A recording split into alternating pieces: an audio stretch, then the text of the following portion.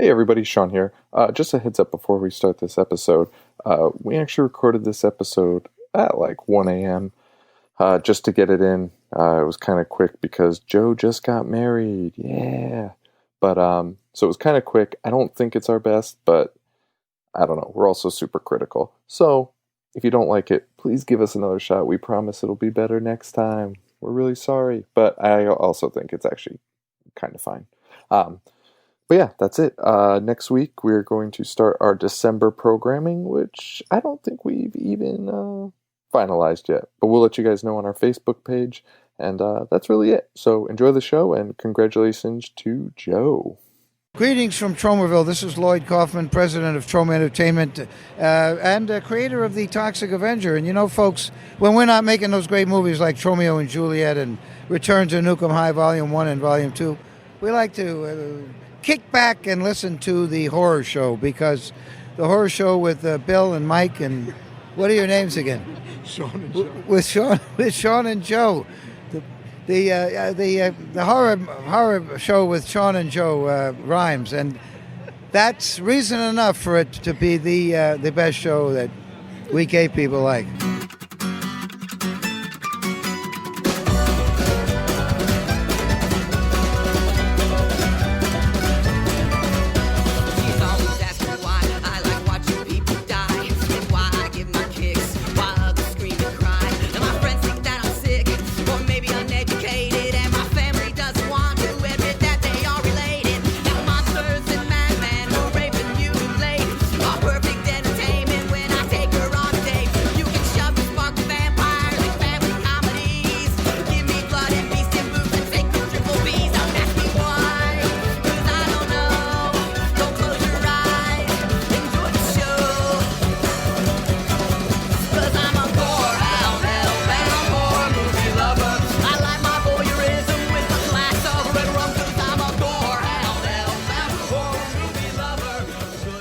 Hello everybody, and welcome to The Horror Show, the show that dissects, mutilates, dismembers, and butchers all of your favorite and not so favorite horror movies and other horror-related events. I'm Sean. I'm Joe. Joe, you sound a little under the weather. Got a little frog in my throat. Well, that's not good.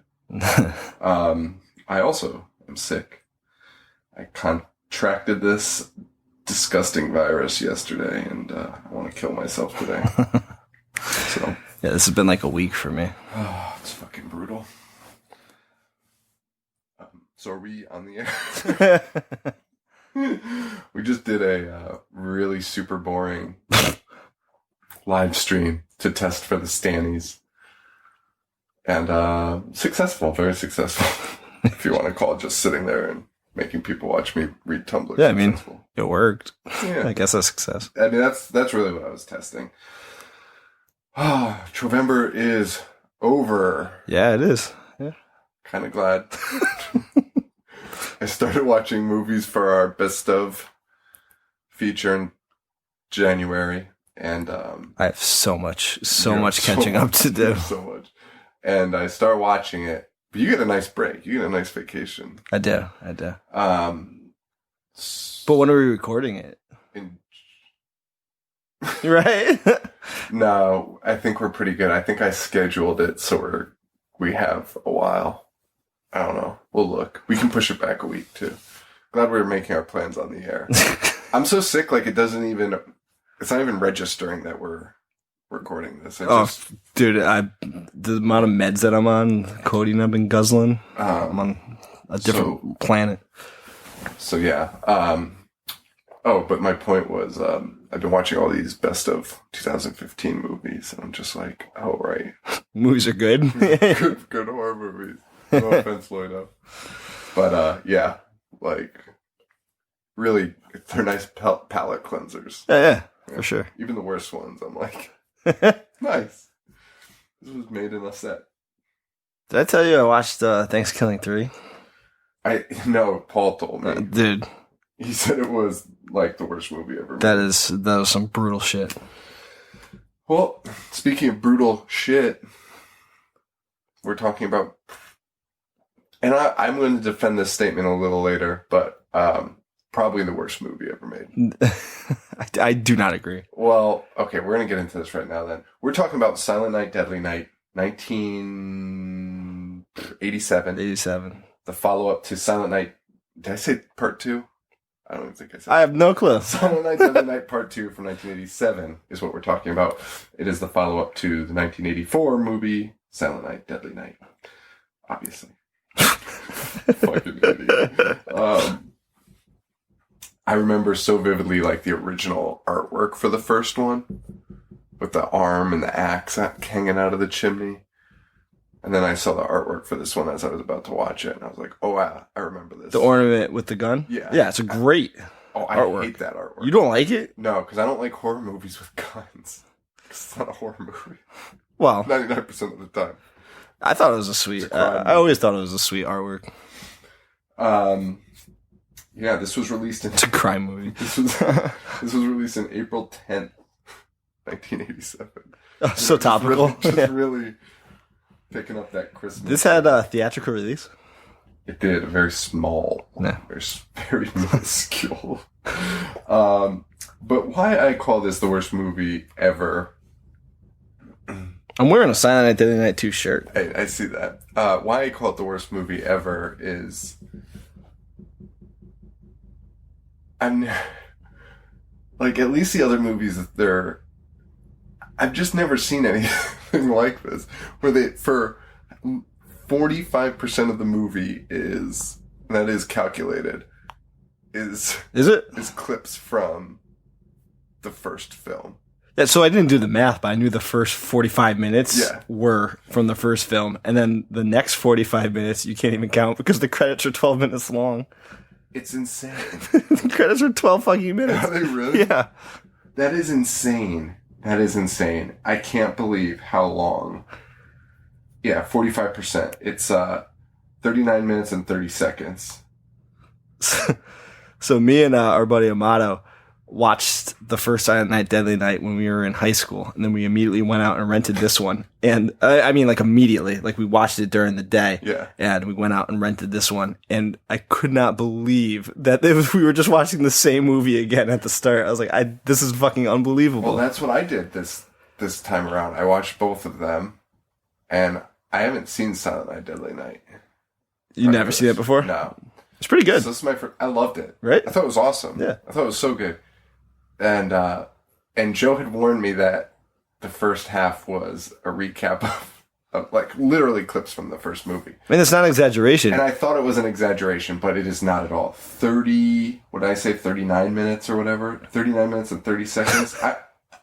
Because I just watched it, I fast forwarded it. Right. Like, Dude, well, when I first watched it in high school, I thought, like, there was, like, something wrong with me. That, like, I was like, wait, I literally just saw this fucking movie. Saw it in the future. That it is insane. It is insane.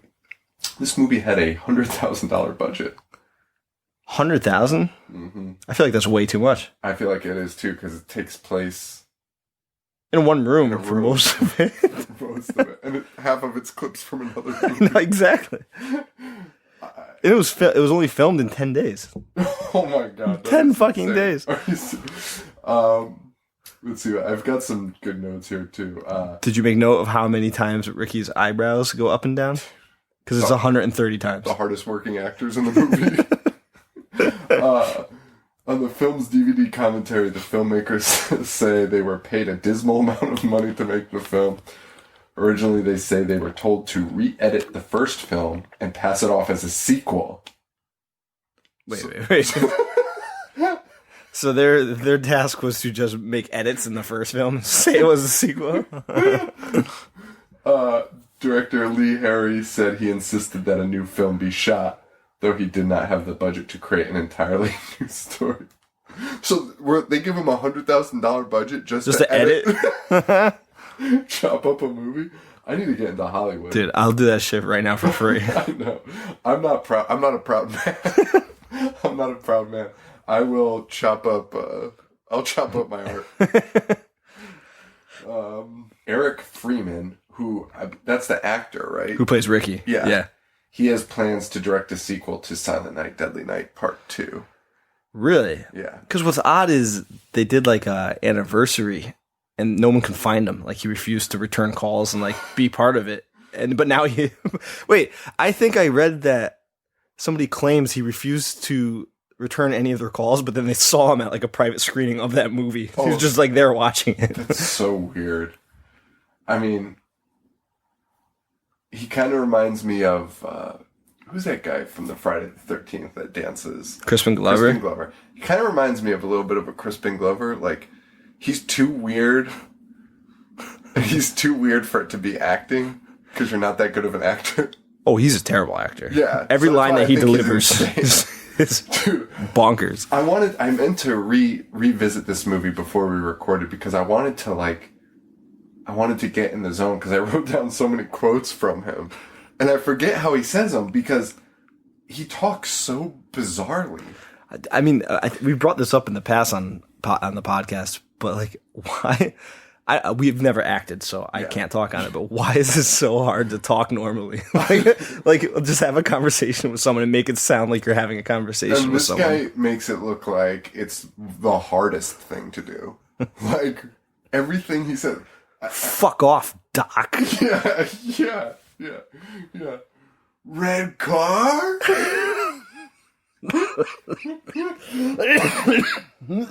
Jesus. Going too fast for you, Doc? Red car? Good point. Like, what the fuck? My old lady couldn't afford me to send to college, so I got a job. Dude, I wrote that quote down in all caps. It's so funny. It's so funny. What is that? What? Tell me about Jennifer. Eat shit. And we're not even doing his voice justice. It's so insane. And the eyebrows are moving. There's a whole... I would suggest watching this to anyone, only just to see how insane it is. How did this get made done, this movie? Nah. That's shameful. Because this is out of control. I wanted to just talk about the first movie real quick, because I thought this was pretty cool. Surrounded in controversy. Yeah? The first one. People were very upset that they were running commercials with a murdering Santa in them. Sure. Which I never really thought about. I mean, yeah. It's bad. It's a major motion picture. Kids are watching it. Yeah. And they were playing it on TV, and they boycotted it, and it was bad. They got a insanely negative reception. Siskel and Ebert condemned the film and went so far as to read names of the film's production crew on air, telling them, "Shame on you." Jesus. I mean, it's not that bad. They also said every dollar they made was blood money. Wait, what? What does that mean? Like, I don't know. Like, do they really think they killed Santa Claus? Leonard Maltin denounced the film, calling it a worthless splatter film, giving it 0 stars, and asking, this is out of control. What's next? The Easter Bunny as a child molester? It's a little bit of a stretch. I don't see anything wrong with it, but maybe this is kind of controversial in the 80s. I mean, 84. Yeah, but the 80s was just filled with cocaine strippers. Why is that a big deal? I know, it's so weird. But let's get into this. I feel like we did. We can just wrap the show right now. We really should. So basically, this is a hard movie to do because we kind of have to explain the first one. I know. Right? Like, I didn't even think about that until just now. So basically in the first one, you have a killer Santa Claus who... There's not even really a reason he kills people. Because he saw Santa Claus murder his family. Well, yeah, that's why. They're driving. Yeah, so he feels the need to do the same. Kills a bunch of people. It's so good. Watch that movie for sure. Yeah, well, it's important to say too. He's in, what do you call it? Not a boarding school. Is it a boarding? Orphanage. It's where the nuns run the place, and there's Mother Superior, who's like the antagonist. Yeah, and because his parents were murdered by Santa. Right. So he's going on a murderous rampage. He ends up at an orphanage again to get his final kill. He is, spoiler alerts. Skip ahead like 10 seconds if you don't want to know. He's killed by police officers, and this is in front of like 30 children. 30 orphans. Yeah. 30 orphans. One of these orphans is Ricky. His little brother. His little brother. Yes. Now, with that said, you can now skip 39 minutes of Silent Night, Deadly Night 2 and be caught up. Because now Ricky is in a psych ward.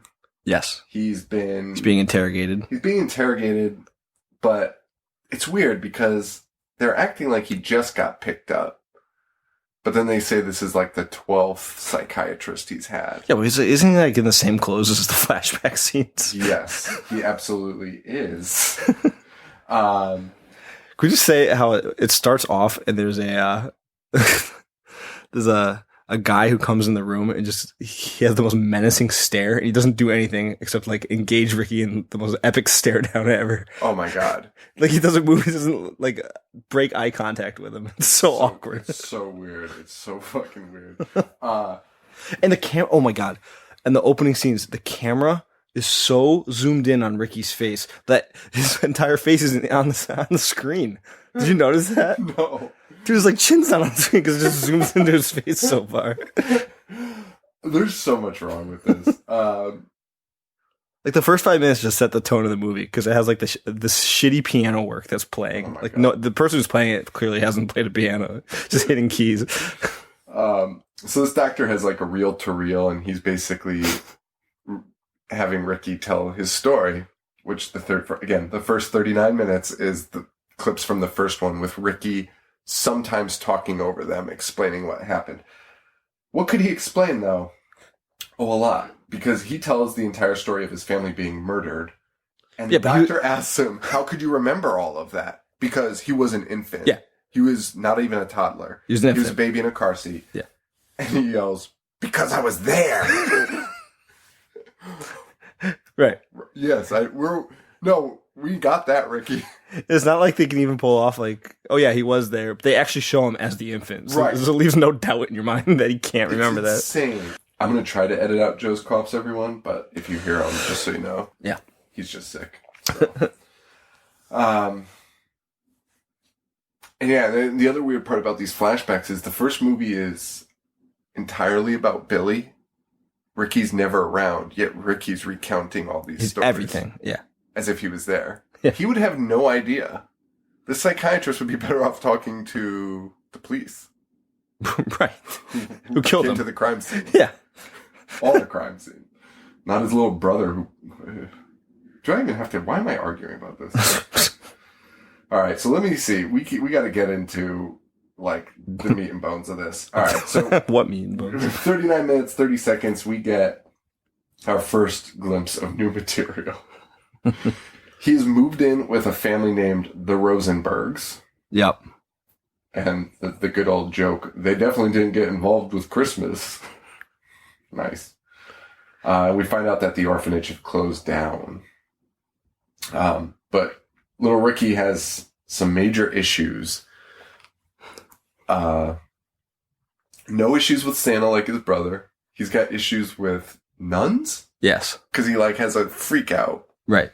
When he sees nuns walking down the street.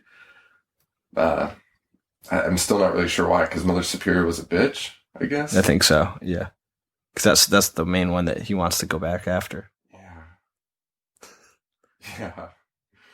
Oh. Can we just say that the guy's trying to pry into his life right now, and he tells him, well, maybe we're jerking off here, huh? You're good, Doc, but I know all the moves, and I'm going to squash you like a bug. Oh, my God.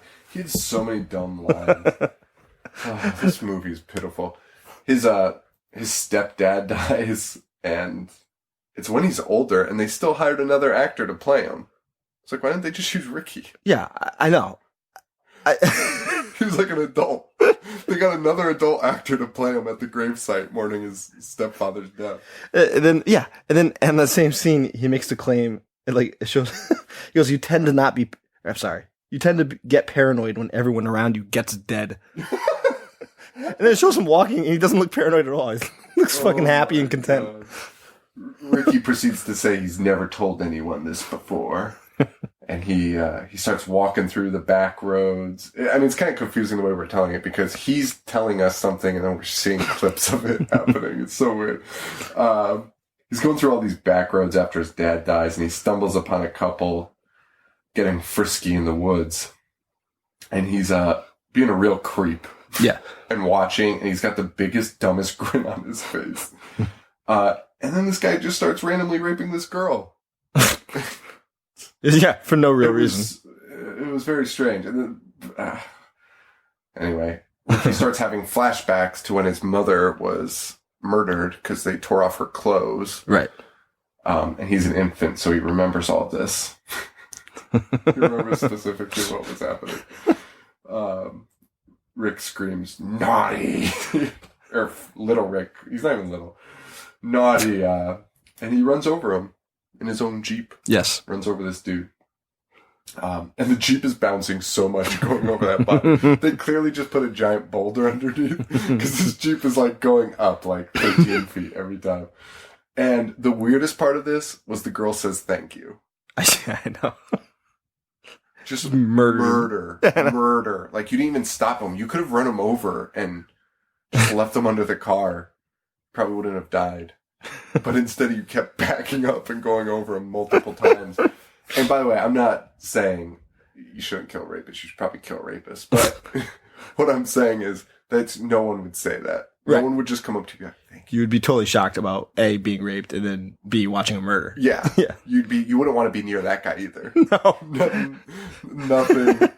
The guy that came out of the woods and just ran over this guy. Like, I'd be like, I'm dead. I'm so dead. Oh, boy. So this sets him into... This is the start of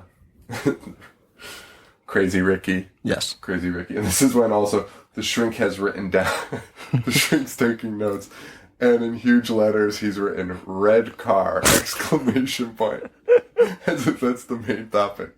And then Ricky, like, essentially pops over his shoulder like a cartoon. And it's like, "Going too fast for you, Doc? Red car! Good point!"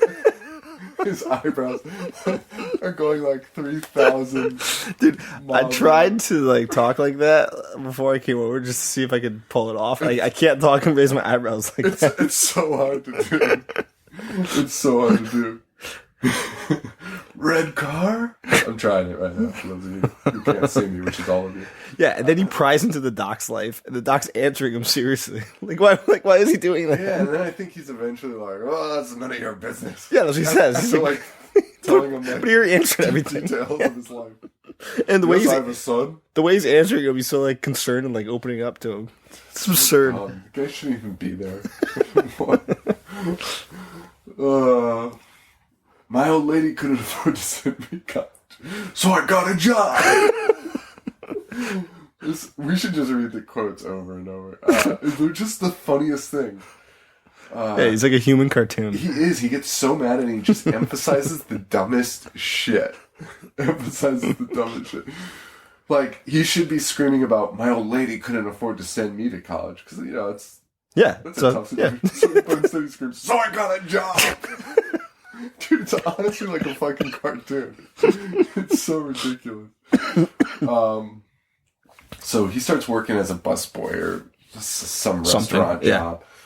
And he sees a mob boss beating down this guy for which he describes as, it sounded like some squirrel getting his nuts squeezed. It did not sound like that at all. It sounded like a guy getting beat up. Yeah, sounded like a guy getting pummeled. Like nothing at all like that. And we kind of get this another weird tick of Ricky's, which is he sees a red cloth in this guy's hand, and he like loses it and goes bananas and kills him. Ricky's face looks so fucking stupid in this scene. Like, I don't know how he made that face. I can't even describe it. But he's over the nuns, and I guess he's back to Santa because just a piece of red cloth will set him off. Yeah, and he throws the mob boss like he is nothing. He flies through the air into cardboard boxes. Yeah, it's insane. And then he lifts him up with one hand. Yeah. Lifts him up with one hand, which must run in the family, because in the first film, the brother lifts someone up with one hand in Christmas lights. That's exactly what I was about to say. These dudes are the most superhuman characters I've ever seen in my life. I wrote down Ricky might be Superman, because that mob boss is punching him in the face and is like breaking his hand. he is holding him up and literally this defies all physics. You would have to have the strength of Superman. He's holding him by the throat in the air and stabbing an umbrella through his chest. Holy shit. The strength of both of those feats. You couldn't. He stabs an umbrella through him and then he opens it. Do you know how hard how do you open it?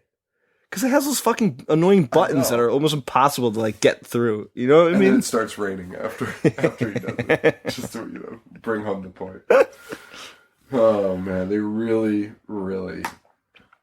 insulting Art. And he doesn't even jam that umbrella through him. He slowly pushes it through. That's what I should say. So he's holding him up in the air with his left hand and slowly pushing an umbrella through with his right hand.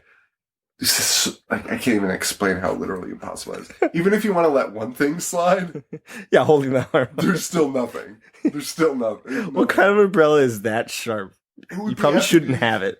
No, it's a weapon. It's a fucking knife. If you have it. Oh boy. The doctor's perplexed, so he's never seen these two incidents in his report before. He's starting to get a little nervous, and he asks if he knows why he's here. He asks about Jennifer. Eat shit. One day we just bumped into each other. By bumping into each other, he means Jennifer hit him with her fucking car while he's riding a motorcycle. And it's the most pathetic fall off the motorcycle scene I've ever seen. It really is. It's first. There's just so much wrong with it, but he's like slowly falling. He's like bracing himself, and then he kind of just lets go the last couple inches. Really bad. Jennifer gets out of the car and just laughs like a psychotic. Yeah. Which is super unsettling. But these two idiots fall in love, I guess. We get a 3-minute montage. Oh my god, I forgot about these montages. Because there's so many of them. So we get a 3-minute montage of them riding motorcycles everywhere. Yeah. Just riding motorcycles everywhere like it's Top Gun.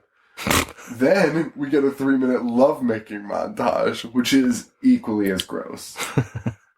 And we get a little, what would you call this? A foreshadow?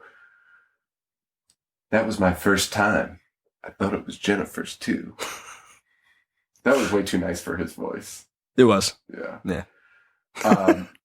And basically what he's talking about is what spurs his murderous rampage, if you want to call it that. Yeah. He's in a movie theater. I'm not even going to explain this whole scene. Actually, this scene's so stupid.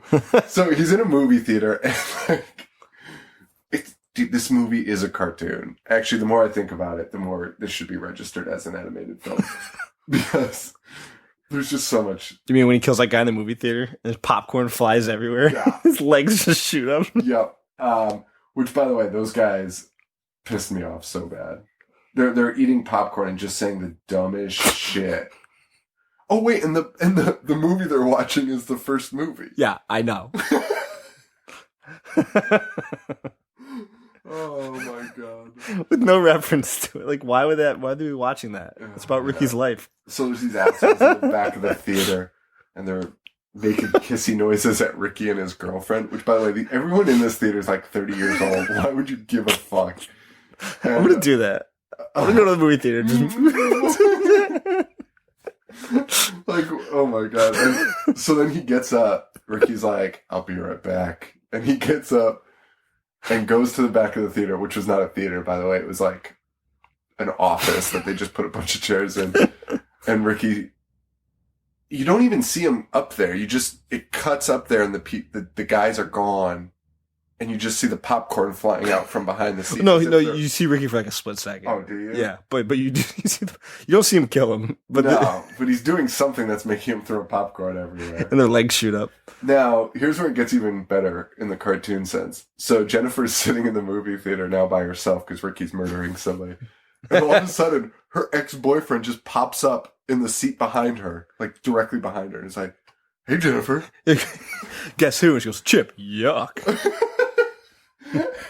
So we meet Chip, who's her ex-boyfriend, who still loves her. Yes. I don't know how else to explain it because this is just the dumbest shit ever. He is the dumbest looking man ever too.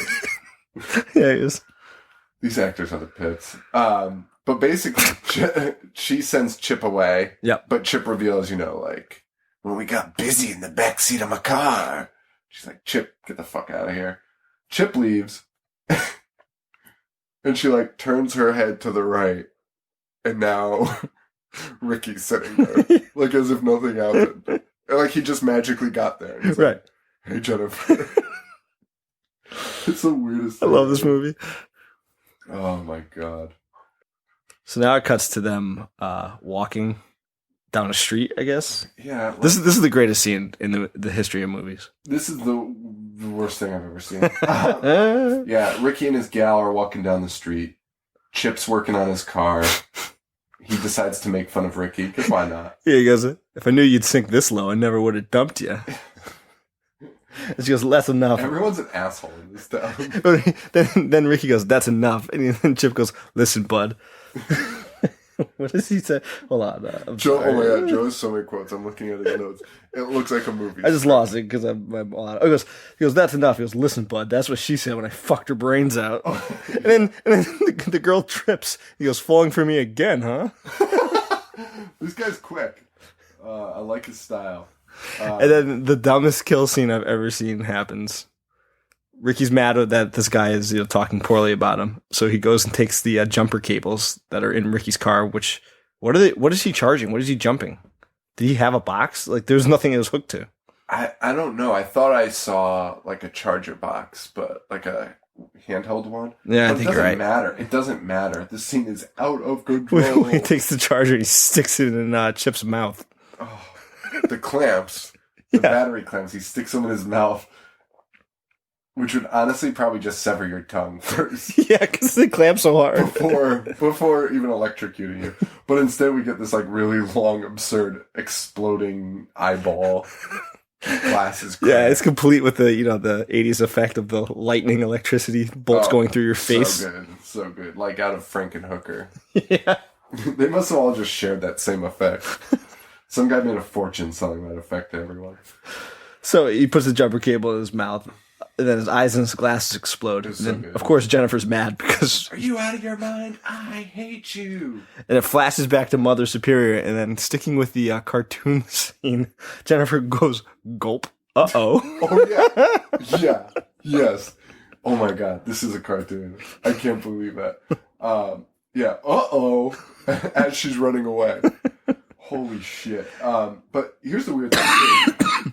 You just watch somebody get, gruesomely murdered. Yeah. And the only thing you have to say is, I hate you. I hate you? Yeah. Don't say that to him. You're mad? Tell him you love him. Yeah. Run the fuck away. You fucking stupid. Yeah. Thanks. Thank you. Let me go to the police now. And he strangles her with a car antenna, which is pretty cool. Pretty cool scene. Yeah, it was not bad. Pretty cool that he murdered some innocent woman. While this is happening, the cops come. And Ricky's eyebrows... The cop comes out of nowhere. Cops comes out of nowhere, and Ricky's eyebrows go into double time. Yeah, they do. Ricky's eyebrows are working for the weekend at this point. They are going crazy. The cop goes, freeze, asshole. He turns around, his eyebrows are... Wait. Can we talk about this cop that was 13 years old? Can we talk about... Can we talk about how crooked his hat is? He's his pants are so big, his belt is he's probably got 37 notches on that belt. It's fucking, everything's baggy, and he's got your typical police hat. But it's so crooked. Tilted sideways. It's covering one eye. Completely. Like a cartoon again. And he looks like a baby. He looks like he's 13 years old. And he comes up to Ricky just flailing his gun around. And Ricky just takes his gun and... Sean, that doesn't do it justice. That gun is in Ricky's face. Ricky grabs the gun, but Ricky doesn't turn the gun, but it somehow shoots him right between the eyes. The gun's still pointing at Ricky. And Ricky starts walking down the street just shooting people and laughing. Yeah, some neighbor's like, what's all that noise? And he's like, motherfucker. Just shoots him. He's laughing. It's not even a normal laugh. Oh, it's like... Dude, it's the turkey from Thanksgiving. Yeah. It's so insane. At this point, I have a note. I honestly can't wait for this movie to be over. I love this scene. Garbage Day. Garbage Day is one of the greatest scenes ever. Remember seeing that online for the first time and being like, what the fuck is this? So for anyone that doesn't know, after he's shooting just random people, there's a guy who put... Is this actually well shot, this scene? Because there's a guy who puts the garbage can down and he lifts up a garbage can and the camera shoots so you just see the garbage can being lifted and Ricky's standing there and he just yells, "Garbage Day," and shoots the guy. Yeah, it is a cool scene. I mean, because it's kind of got that weird, like, old school, like, westerny type of thing. Because when he lifts up the garbage can, it goes into that crazy huge zoom. Yeah, like, I love it. Because Ricky's like down the fucking street. And it like does it. It is a pretty cool scene until he's like, "Garbage Day." And the guy goes, "Wait, no." Like, I'm gonna be honest. I'm actually glad it took us this long to record this episode. When we were originally planning to record it, or at least when I watched it, fucking dog barking. Are you serious? Never heard a dog bark once in this neighborhood. Sorry, everyone, if you could hear that. Now I'm distracted. When we were planning to record it, or when I watched it, there have been some shootings that have taken place recently. And we're not going to get into politics or anything here, but it makes it really hard to laugh about a guy going around shooting people. Sure. So I was really glad that some time has passed since all that happened and we're recording this. But I hope if you're sensitive to that stuff, I hope you know it's all in jest. Obviously, we're two idiots. But I don't think you need to apologize for that. No, I just, it's people are sensitive about it right now. I mean, after I watched this, I was like, I don't really want to talk about this. I really don't want to talk about a guy going around fucking shooting people. Like, at that time, right. At that moment. Yeah. And now, obviously, I'm just having a ball talking about it. Just cracking up. But, just yelling "Garbage Day." Who the fuck yells "Garbage Day"? It's not even a clever pun. That was kind of what I was going to say was like, what? Like, if you were to do this, like, wouldn't you want to say something cool? Like witty? Garbage Day! No one yells that, ever. I don't even know what Garbage Day is. And he's picking up his trash. Or was he bringing it out? I don't know. No, I don't know what he's doing. He puts one down and then he picks one up. Oh my god. How do you make a movie this shitty? Like, how do you not just, like, have a plan? Like, how do you not have a plan? How do you not say, you know what, how about he's bringing the trash cans in so that way we can lift up the trash can? Yeah. Or anything. Or he's putting it, I don't know. Anything that a normal person would do in like an everyday routine. Of he's bringing a can out and then bringing it, just whatever. Amato wanted to shoot a remake after we saw it in high school, but have it be Lucky Tray Day instead of Garbage Day. Lucky Tray Day. Do you remember Lucky Tray Day? Yeah, I do. The best. What? It was like a sticker on the bottom? If you got your shitty lunch from the school cafeteria and you had a sticker on the bottom of your carton, what do you call those things? Yeah, trays. Trays. Fucking trays. Yeah. Yeah, you won a prize, like a free pencil. Lucky Tray Day. But Garbage Day. I mean, it's an iconic scene, an internet meme. Yeah. So one of the best. Yep. Then a girl immediately rides her tricycle, who, I don't know how she didn't hear the gunshots or nobody was concerned, but she rides it right into his dick. Like, she crashes into his balls. Yeah. And he just kind of like brushes her off. Yeah. So instead he starts shooting at a car that's driving down the road. And then the car flips. But did you notice that stuntman? First of all, I've never seen a more obvious like cut between an actor and a stuntman, because it shows him shooting and it shows somebody who's totally not him, just standing there weirdly. And that stuntman almost died because the car flips and that guy didn't move and the car misses him by like a half an inch. It was actually incredible. Have you ever seen "I'm Gonna Get You, Sucker"? Yeah. It's like that when the stuntman... Do you remember the scene with the stuntman in the bar Vaguely. fight? So the first time I watched it, I was like, "Oh my god, that was so bad!" Because it's a woman in a bar, and like a fight breaks out, if I remember correctly. And a fight breaks out, and then it cuts past the woman, and it's like a man with a mustache, And I was like, I remember I was watching it with Buzz Breadsticks, and I was like, holy shit, that was so bad. And then it cuts to him again, and it's a different guy. And now he's like 300 pounds with a mustache. And I was like, oh, okay, it's a joke. Like, that's awesome. But that's what that reminded me of, because it was just so like, you didn't even try. Yeah. You didn't even try. So the car flips and immediately bursts into flames, even though all he did was fire, like, I mean, that's not even a heavy duty gun. Fire, like, a 22. Honestly, and at this point, I didn't even know how they were going to end this movie. I was so confused, because we're still in a flashback, technically. Right. He's surrounded by police, though. He puts the gun to his own head, and he's about to kill himself. The cops are screaming, don't do it. And he's out of bullets. Yes. I kind of liked that. That was pretty cool. Until he goes, no more bullets. Just young and stupid. Right? Okay. Not really, but I'd call it just young and stupid. But yeah, just stupid. And we cut back to the psych ward, and the doctor's dead. And Ricky apparently just walked. He's gone. He just walked away. He just walked out. All you can hear is people yelling, "Oh my god, he's loose!" And the reels are still recording. He just walked out. He just walked out. Somebody calls a nun who is now in this movie too. Like, somehow there's a nun in this movie. Yeah. Like, in the first one, there was a nun following these cops around too. Right. Trying to help solve the case, as if that's a nun's job.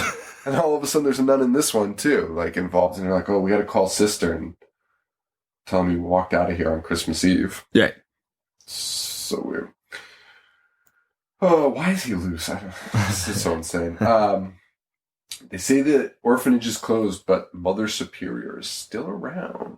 But they need to be he won't be able to find them. Ricky kills the Salvation Army Santa Claus and uses a payphone to call. We don't ever find out, but we assume it's Mother Superior. Right. Yeah. Merry Christmas. Santa's back. Oh, yeah, I did say it was Mother Superior. Okay, here's the other thing. Why did she have all those lumps all over? Dude, she looked like Grandpa from Texas Chainsaw Massacre. Yeah. Why did she have all those? Did something happen at the end of the first one? No. Okay. I don't know. No. Like someone threw acid all over her face. Nothing happened. That's what it looks like. It looks like half of her face is Two-Face or the Toxic Avenger. Yeah. And here's the funnier thing, though. One of the police officers, he's talking to somebody, and he says, oh yeah, Mother Superior's still alive, but she had a stroke. Does the director think this is what a stroke is? If a stroke and your face gets disfigured. I think that's what I think that's what he's trying to do. I think that's what he thinks a stroke is. I was so confused. Mother Superior lives in apartment 666. Yes. Yes, she does. Because a nun would be okay with that. Yeah. Also, I'm pretty sure apartment complexes probably skip that number.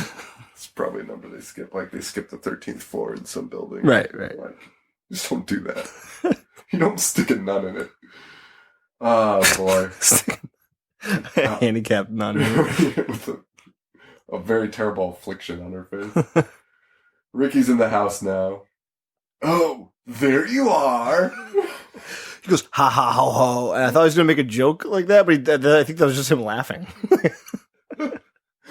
He's chasing Mother Superior around the house. Dude, his stupid face pops in that hole. Oh my god. Like, they were trying to have their shining moment. He just looks so dumb. Stupid Ricky.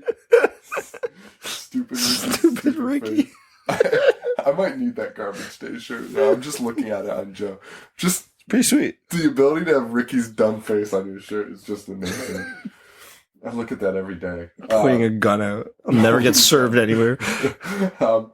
So Ricky's chasing Mother Superior around the house, who, by the way, is an elderly woman in a wheelchair. And he's having a really hard time. Dude, one of my notes was, why is this taking so long? The house can't be that big and she can't move. 6-minute chase scene in an apartment. Or is it an apartment? Yeah, it's gotta be an apartment. But it's so weird because when they come inside, they run up, whatever, 666 in a 2-story apartment. It's like a house. It's like 4 probably apartments in it. 666. It's just insane. So Ricky grabs Mother Superior and he raises his axe, and we cut. The police are arriving on the scene. It's a really weird point to cut. Yeah. Because the police aren't even inside the house, and this guy's got an axe above his head. Like, right. There's no doubt in your mind that he kills her. Yeah. And if he didn't kill her, I'd be like more disappointed at the filmmaking, because I'd be like, well, still out of timeline. But the police arrive with a nun, of course, like they usually do. Yeah. They walk in and they find Mother Superior sitting there in her chair. The nun goes to touch her, make sure she's okay, because she's not responding. And she looks great, by the way. She looks fine. She looks wonderful. And her head rolls off. There's no blood. Ricky pops out and yells, boom. Dude, okay. I didn't know if he yelled boom or if he yelled moo. I was like, wait a minute. Honestly, I don't know. I don't care. I'll take moo. Moo. And they just blow him away. They just fucking light him up. Yeah. Shooting him. And through the window, Michael Myers style. Yes. Knowing this movie, they probably just stole the footage from Halloween or some other film. He lays there dead with his eyes closed. And there's 12 more minutes left to this movie. There's 12 more minutes left to this movie for credits. But at the end, because we hear that the nun has fallen and she wakes up and she's next to Mother Superior's head again. And she just starts screaming, and then it cuts to Ricky, whose eyes are open, and he smiles. And then they play a clip from the first movie at the end. Yeah. You fucking assholes. You fucking piece of shit. Fucking assholes. That movie sucked. That movie is... It's bad. It's real bad. But it's not a bad. No, it's not. It's not like a Peter Rottentail bad. That's unwatchable. This is just like really like it's just poor. Like, you're a piece of shit for making this movie. You're a piece of shit for asking money from people when half of the movie is another movie. Right. It's just lazy, poor filmmaking. Like, and you pray to God that somebody got paid in that first movie again for doing that. That first movie was so good. You just fucking ruined it. If Leonard Maltin gave the first one 0 stars, I want to sit down with him and watch this with him. Leonard. Well, I mean, that's like that thing we talk about when people like give movies 5 stars. Like, you gave the Godfather 5 stars. You want to give this? You give like the Grinch. Yeah, like just stop it. Like you gotta have a scale that you're basing it all on. Leonard. If that is 0, what is this? Exactly. What is this? Exactly. What is this? Oh man, that was a fun time though. Hope you guys enjoyed it. Hope we sounded all right. I know we're both a little sick here. We actually got a message from our buddy Byron Jackson on Facebook, who said, because we did a live stream earlier, he said it wasn't as sick as disgusting as I thought it would be. So I guess we sound pretty good. But Word. Fun fact, we feel like shit. Yeah, yes we do. Absolute shit. So, that's fun. Oh, guys, thank you all for listening. We really appreciate it. Rate, review, subscribe on iTunes if you can. Really means a lot to us. Just doing that helps us out. If you do that, send us an email with your address. Don't send me an email with your address. That seems kind of sketchy. Just send me an email. Let me know your username and password, and then I'll get your address once you warm up to me. And we'll send you out some free stickers. I think our buddy Gia, is that her name? She just wrote a review. Yeah, she wrote a review. Send us an email or a message. I don't care. I don't care how you send it. Unless the email's not working and people have been sending me emails. That would suck, and I'd feel really bad. So if that's the case, hit me up on Facebook, please. If you're one of those people. What do we want to do? We want to thank Harley Poe for allowing us to use the song Pagan Holiday. I think that band is done.